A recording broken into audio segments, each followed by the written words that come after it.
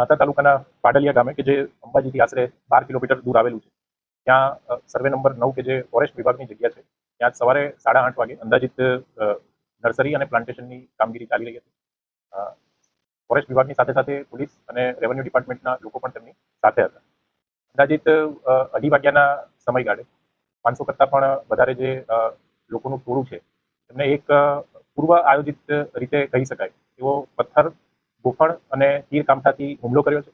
આ જે હુમલો થયો એમાં ફોરેસ્ટ વિભાગ, પોલીસ વિભાગ અને રેવન્યુ એડમિનિસ્ટ્રેશનના અંદાજિત 47 જેટલા અધિકારીઓ અને કર્મચારીઓને ઈજા થવા પામી છે.